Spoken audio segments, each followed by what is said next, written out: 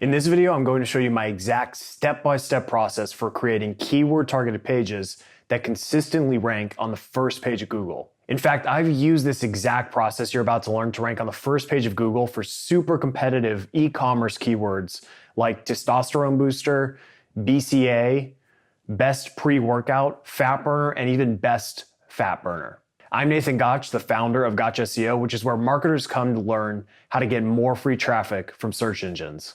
And today I'm going to show you my step-by-step SEO content creation process that will give you the ability to predictably produce first page rankings and drive loads of free organic search traffic to your website. And make sure you watch this entire training video because I'm going to share my complete SEO content creation procedure that I only share with my team and members of Gotch SEO Academy. Keep watching.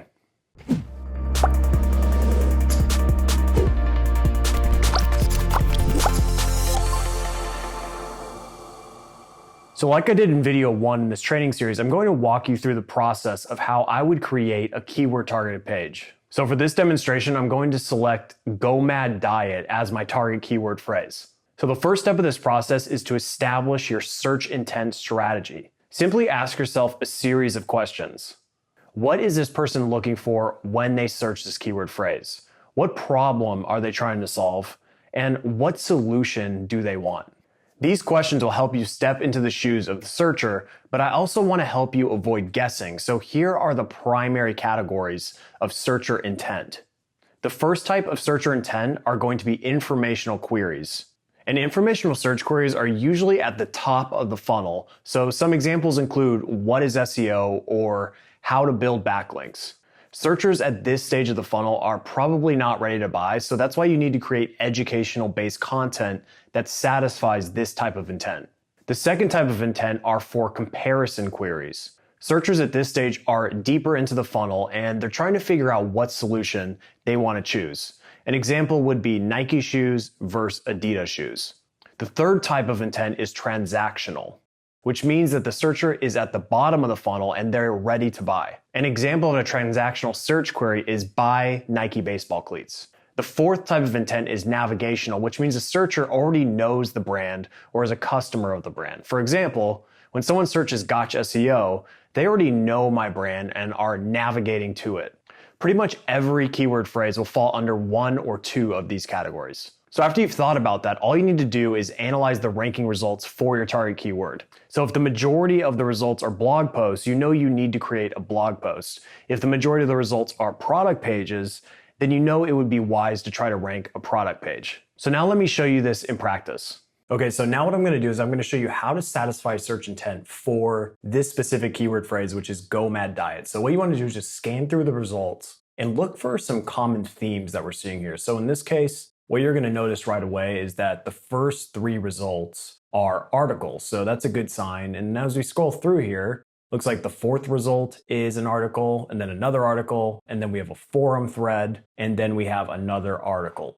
So in this case, it would make a lot of sense to create an in-depth article about this particular topic because Google is showing us how they are satisfying intent for this particular keyword phrase. So that's really all that you need to know for going through and trying to figure out how you're actually going to satisfy the intent. And if you see a lot of articles, then you know that you need to write an article. If you see a lot of product pages, you know you need to write a product page. If you see a lot of home pages, then you know that maybe you should try to rank your home page. So you get the point, but the key here is to focus on the actual intent around this keyword. So in this case, Go Mad Diet is an informational keyword phrase. So you're going to see a lot of articles, which are going to be primarily crafted to educate and give information to this person who's looking to learn more about Go Mad Diet.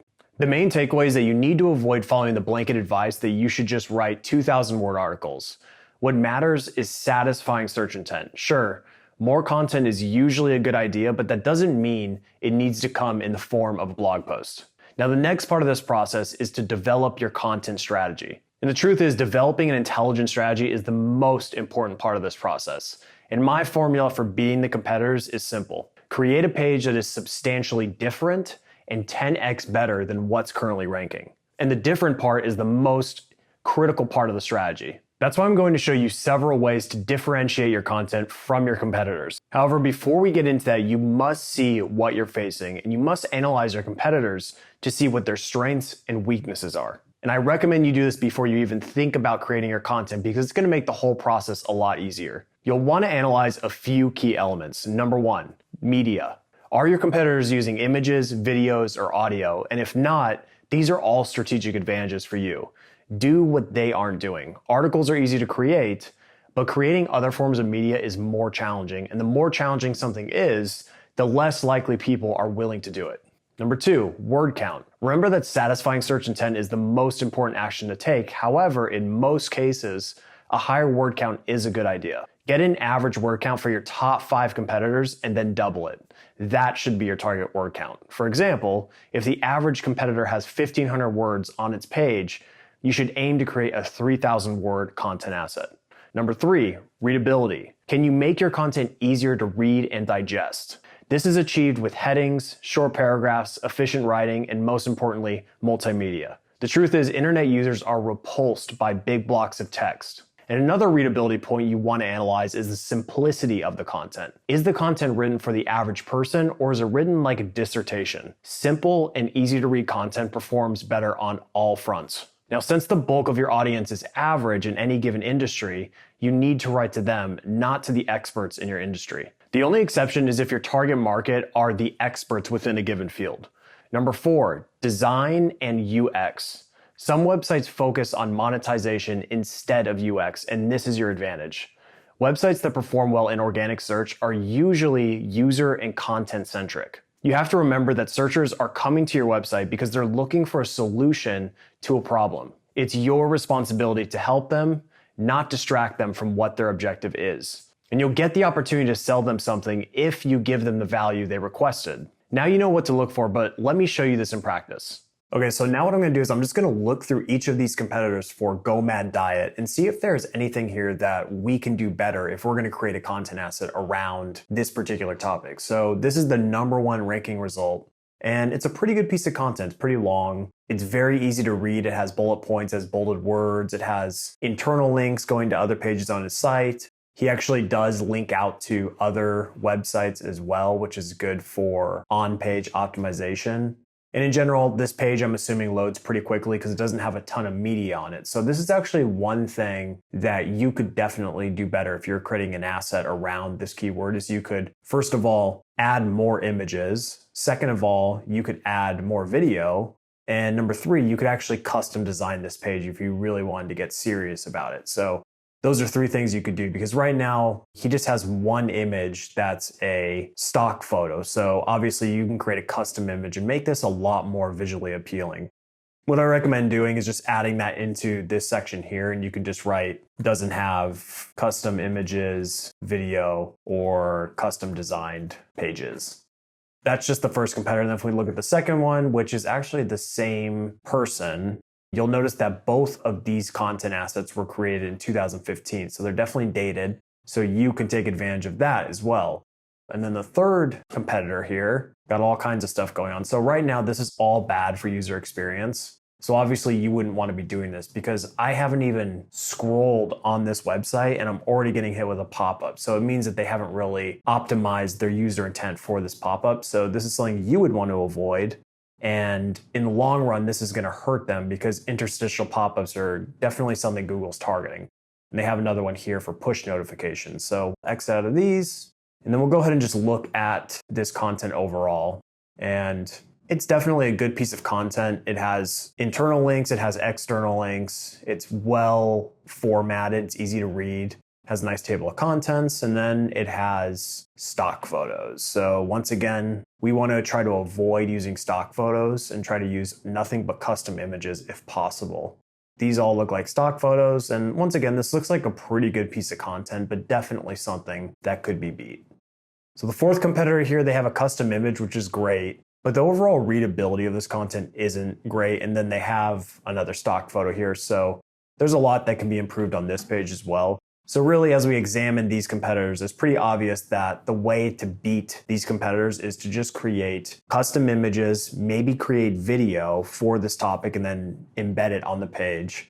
And then also maybe even consider creating a custom designed page as well. So these are things that you just need to look at when you're trying to target a keyword. You want to see what they're not doing well so you can do even better than they're doing. And of course, with this particular competitor, we know that they're using aggressive pop-ups. So that's something that we'd want to avoid so that we have optimal user experience on our website. So now that you have a firm understanding of your competition, you need to figure out how you're going to differentiate your content. The good news is that it's easy to differentiate your content. And why is that? It's simple. Your experience is unique and different from everyone else on this planet, and no one has ever walked a day in your shoes. So good content is the product of real life experience. To put that in perspective, people are attracted to my content on gotchaseo.com because I have real life experience in SEO, and that shows in my writing, in my videos, and in my teaching. Real experience is obvious and you cannot fake it. The main takeaway and mindset you need to have when you're creating your content is that number one, you're different, and number two, since your experience is unique, just be yourself. Don't try to emulate other influencers in your industry. You can of course learn from them, but always be yourself because that automatically makes your content different. So now that my rant is complete, here are some practical ways to make your content different. Number one, use unique case studies with quantitative data. Case studies and unique data are an excellent way to deepen your content. And there are two ways to go about doing it. First, you can create your own case studies, which is the best route. Alternatively, you can reference existing case studies or data from authoritative resources. Each method will strengthen your content and add another level to it. If you want to find niche relevant case studies, go to Google and enter the following search string: your niche plus case study. Example would be SEO plus case study. Now, what if there aren't case studies in your industry? Well, that is a golden opportunity for you to lead the way. Case studies go hand in hand with my next differentiation method, which is to inject relevant stories. Relevant stories make your content more relatable and engaging, and they're a powerful tool for teaching and persuading as well. I always tell the members of Gotcha SEO Academy that they need to build a story database. And that means sitting down and brainstorming your experience in your industry. And if you're living, then you have stories and you just need to flush them out. Now, what if you're new to an industry and don't have many relevant stories to share? No worries, because a story is a story. And that means you can borrow stories you've listened to from friends, customers, competitors, or anyone else. Any relevant story can deepen your content and make it more impactful. The next method is to leverage all media types.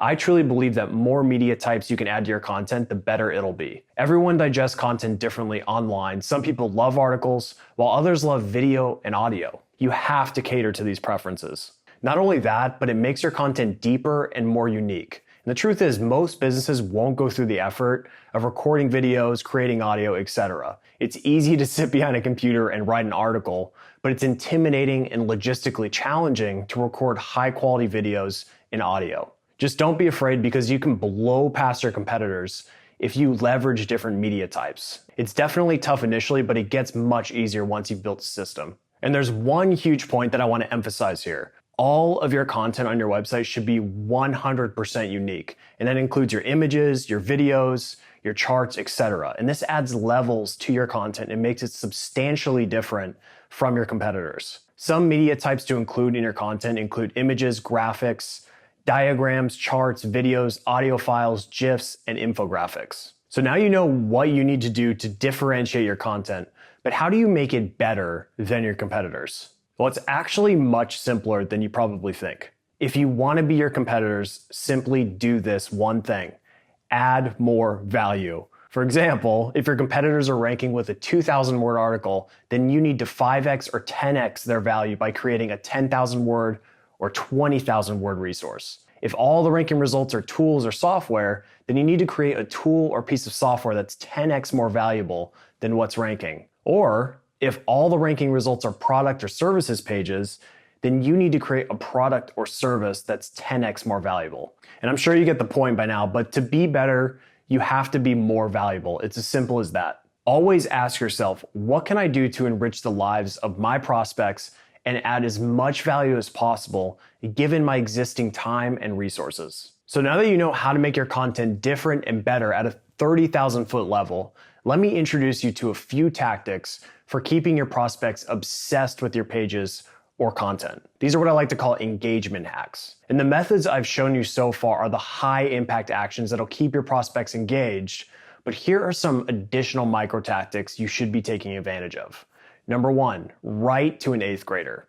I always say that you shouldn't create your content for experts, and most people within a given industry are average proficiency. That means your content should be easy to read and understandable for the average person. You're not writing a dissertation.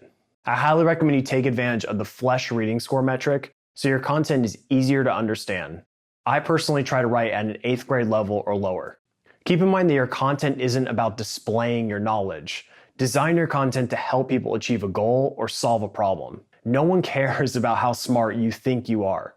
People are only concerned about how you're going to help them. Simplify complex problems and make your content easy to understand. Number two, care about grammar and spelling. Do your best to clean up your grammar and spelling, and the best way to do that is to use Grammarly and Hemingway Writer because it helps a ton. You can also hire an editor if you have the budget. Number three, use short paragraphs. Big blocks of text go unread on the internet, so your paragraphs should be no more than 1 to 4 sentences. And if you're having trouble writing shorter paragraphs, then you probably need to cut the fat from your writing or simplify it. And the next method is to keep your content above the fold. Keeping your content above the fold is particularly important for organic search visitors. That's because they came to your site looking for a solution to their problem, and you should attempt to give them a solution as soon as possible without them having to scroll. Anything that pushes your content below the fold is usually a distraction and doesn't add value to the reader. The next method is to use headings that tell a story. I personally learned this method from Frank Kern, but most internet users scan content before committing to reading it, and that's when headings come into play. A reader should be able to understand what your content is about only by reading your headings. Next method is to use pattern interrupts. You have to use every tool at your disposal to keep your reader engaged. That includes multimedia, bullet points, numbered lists, influencer quotes or quotes in general, gated content, quizzes, polls, etc. are all methods you can use to break up your content. The next method is to eliminate distractions. Most websites are filled with distractions that add little or no value to the user. Some of these distractions include your sidebar, ads, or irrelevant pop-ups.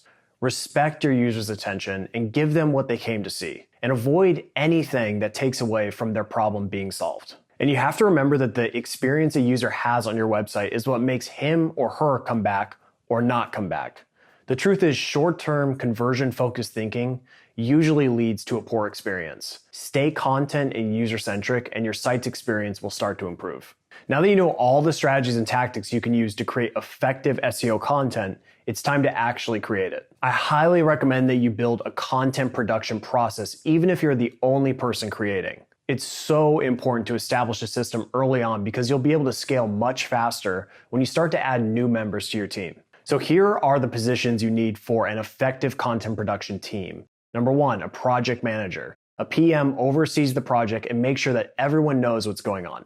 Number two, a content strategist. A CS is the mastermind behind the content strategy. Number three is a copywriter, and the copywriter simply writes the content. Number four is a graphic designer. The GD designs all the custom graphics for your content. And remember, unique is always better. And number five is a subject matter expert. The SME is the person that verifies the accuracy of the information. Now, you may occupy each of these positions early on in your company, and that's totally okay. Now, here's how a content production workflow looks with these positions in place. Stage one, create a content brief. A content brief is an overview of what you're trying to achieve with a content asset. It's also where you should strategize as well. Some key points to include in the content brief are your target keyword, your target word count, competitor weaknesses that you'll end up capitalizing on, differentiation techniques you're going to be using, data or research that you'll end up using, and a content outline or anything that can help the copywriter do his or her job better. Stage two is to send the brief to the writer. Stage three is to assign graphics to the designer. Stage four is to have the subject matter expert review the content, writing, and graphics. And stage five is to complete all the revisions. Now, there might be one other stage in this process if you're creating custom pages for your SEO content, which may involve having a web developer and a web designer to create those pages. But in most cases, for most of your content assets, you probably won't be doing custom designs. But it is important to mention that because some keywords will require a more advanced strategy where you create a custom page. So after you get through all of these stages, it's time to optimize your content. Now, I could create an entire video just for page level optimization, but here are the key points you need to understand. Number one, it doesn't matter how much you optimize your page if your content is low quality. Focus on the content quality and then optimize it. Now, the most important actions to optimize a page are, number one, keyword placement. Your keyword should be in the URL, title, first sentence, and sprinkled a few times throughout the content. Number two, keyword variations. Use Google's suggested results to find keyword variations to place within your content and in headings. Number three, page loading speed and mobile friendliness. These are no-brainers, but your page should load fast and it should be mobile friendly. The next method is to use external links. Link out to trustworthy sources in your niche or super trustworthy sources from .edu or .gov websites. This adds a level of trust to your content. Now keep in mind that your content production process will vary depending on the type of content. For example, creating a text-based asset requires a different process than creating a video or audio asset. And after you've optimized your content, you're ready to publish. And so that's it, right? You just sit back and watch your rankings just climb. Well, I wish it was that simple. Creating the asset is only the first stage. You then need to promote your content asset. And the good news is that I'll be showing you exactly how to do that in video 3 in this training series. And as I mentioned before, I have a few free downloads for you below, including my SEO content optimization checklist and an example of an SEO content brief. We'll talk soon.